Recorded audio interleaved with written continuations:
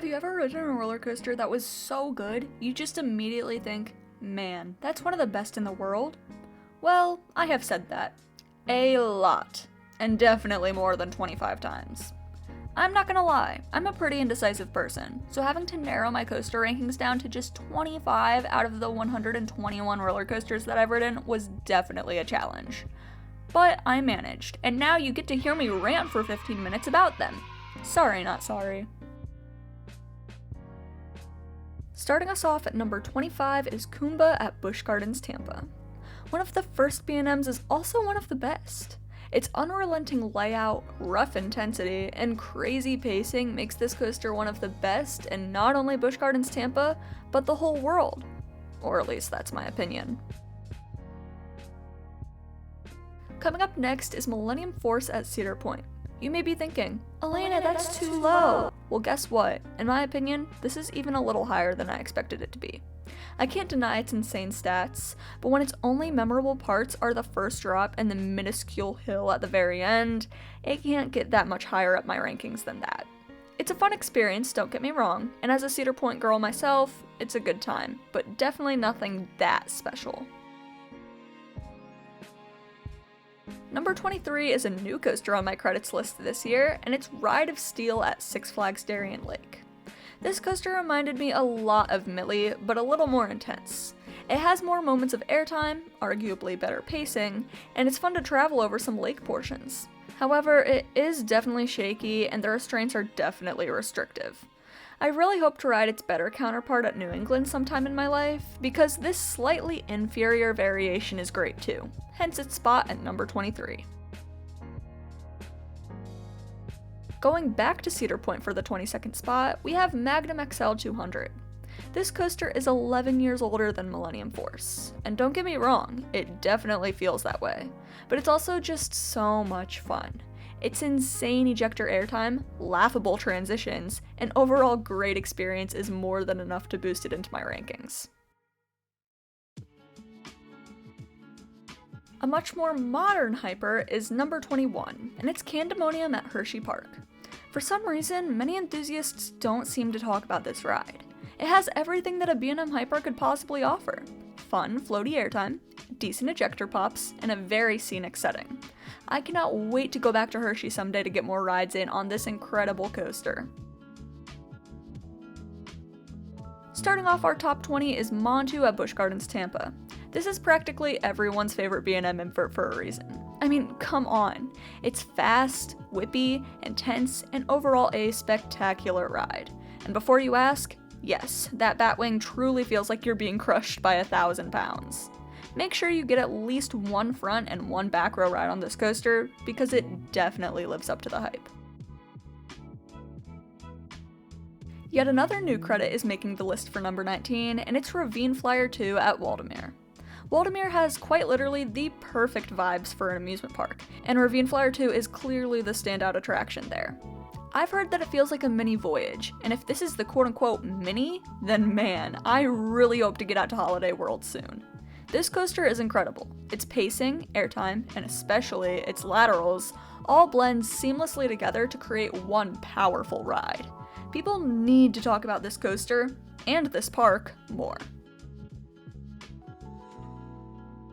A downright insane roller coaster is next, and it's Stormrunner at Hershey Park. My first and only hydraulic launch coaster really is the definition of quality over quantity.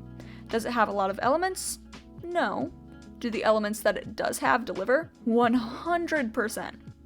Its launch is one of the most powerful that I have ever had the pleasure of experiencing. And don't get me started on that flying snake dive. We need to see more of those coming up soon. We've got another B&M hyper for our 17th spot, and it's Behemoth at Canada's Wonderland. It's an extremely underrated gem of a ride. I never seem to hear much about it, but that's kind of a shame. It has crazy airtime, intense valleys and helixes, and super fun laterals. It is easily one of the best roller coasters in Canada. It would be the best if it weren't for another roller coaster coming up very soon on this list. My favorite B&M hyper, with no surprise, is Diamondback at Kings Island. This roller coaster shares my birth year, and I'm very proud of that, as this is one heck of a ride. It feels like it goes on forever, but still keeps an amazing pace with non-stop airtime. Even something that would probably be a dead spot on most other rides, the final splashdown, Diamondback executes it perfectly. Overall, it's an outstanding coaster that deserves to be high in every Kings Island ranking. The best roller coaster in Canada makes up the 15th spot, Leviathan at Canada's Wonderland. This B&M Giga is miles better than Millennium Force. It's a relentless roller coaster with some of the best laterals and out-of-your-seat moments that I've experienced to date. It can be considered a parking lot coaster, but I honestly don't care, as its comfortable restraints and unreal ride experience make it to be the best in all of Canada. Yet another criminally underrated ride is number 14, and it's Copperhead Strike at Carowinds. This coaster, like I've probably said before, is like a mini Maverick. It has something for every enthusiast, no matter what they like. Launches, inversions, airtime, laterals, and hang time. This coaster is glass smooth too, and the restraints are very comfortable. What's not to love? The largest wooden roller coaster that I've ridden makes up the 13th spot, and it's Shivering Timbers at Michigan's Adventure. When I pulled into the Michigan's Adventure parking lot for the first time and saw this beast of a coaster, I was shaking in my boots. Get it? Shaking in my boots. Shaking is like shivering. Shivering Timbers is the name of the ride. Man, I should really be a comedian. Anyways, this coaster was unforgettable. It does have some roughness, but there is no denying that you get airtime on just about every moment of this ride, and it genuinely never ends. People need to start to go to Michigan's Adventure more often because this coaster is genuinely insane and needs so much more hype than it gets. It's crazy to say this, but Mystic Timbers at Kings Island is number 12, but just because it fell so far does not mean that it's a bad ride. That couldn't be farther from the truth, actually. It's fast, long, whippy, smooth, and has insane airtime, not to mention the incredible night rides that it delivers. My first ever number 1 from 2021 is Maverick at Cedar Point, and now it's all the way here in 11th place. This coaster, like Copperhead Strike, has literally everything. Well, except maybe the height. Anyways, this coaster has 2 launches, one of them being super punchy, 2 great inversions, and countless airtime moments. This year though, I have sadly found that these restraints are a little more uncomfortable than I remember them being, but I can definitely look past that, as everything else easily makes up for it. Yet another gig coaster makes the list, and starting off the top 10 is Orion at Kings Island. This is my favorite roller coaster in its park, but come on, how can I not? Whoever hates on this ride, well... You need to leave! This coaster is just non-stop floating fun. It feels like you are soaring above the world every time I ride this, all the while being thrown around like a rag doll, but in the best way possible. Not to mention that it's a still glass smooth coaster. My all-time favorite lawn ornament is number 9, and it's Top Thrill 2 at Cedar Point. I may not have the most credits, and I definitely don't have many exotic ones, or even ones outside of my state, but I can say that I was one of the lucky few to experience this coaster in 2024.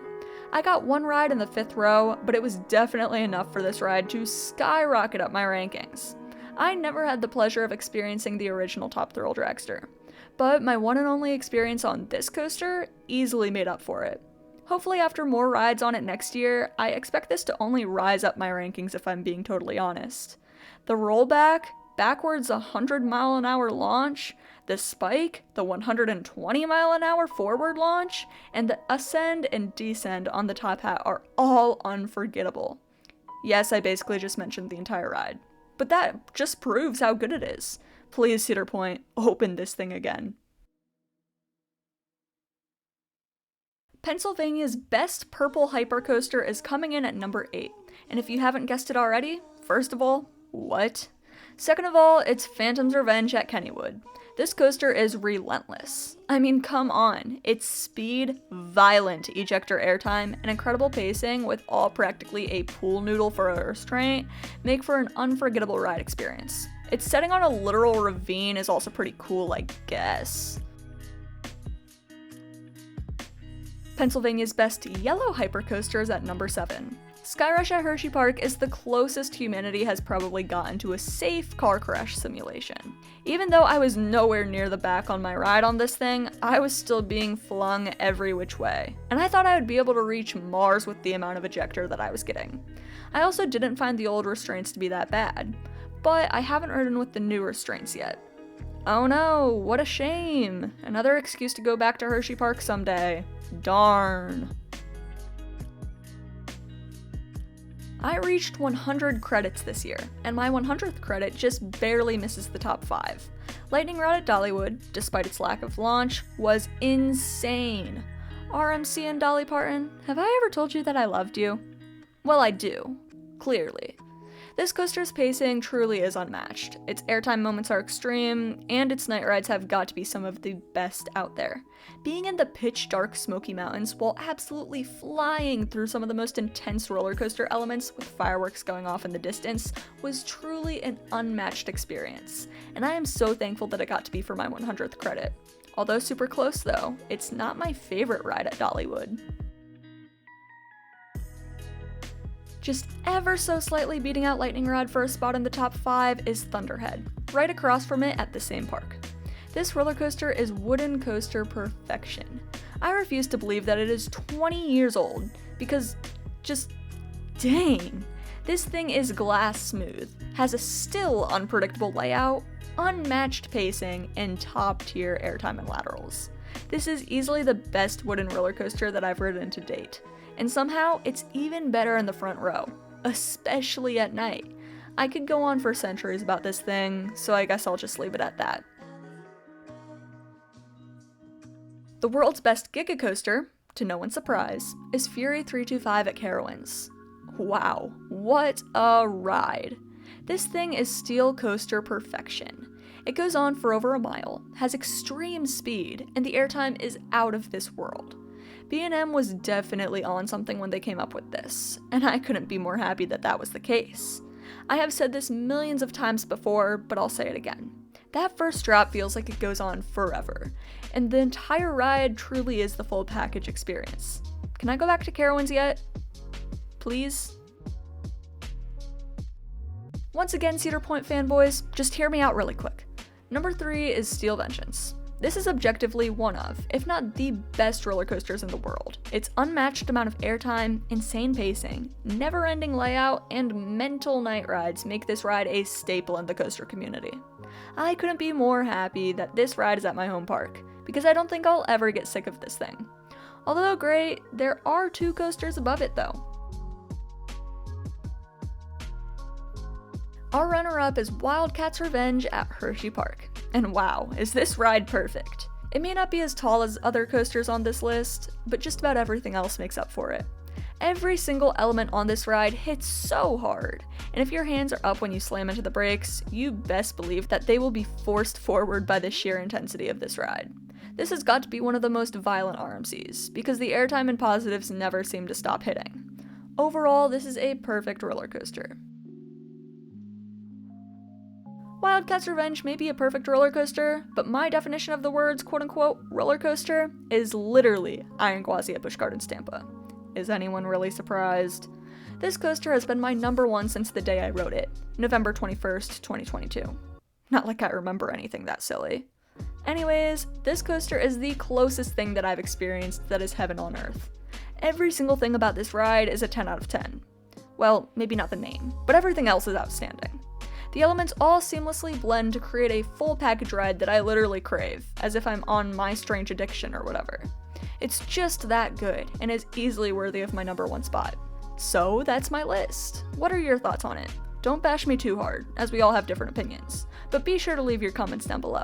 I've really missed you guys, and I wish I could be making more videos for you all, but sophomore year definitely has other plans. I hope to be able to get back into it soon though. Merry Christmas, thank you all so much for watching, and I will see you soon.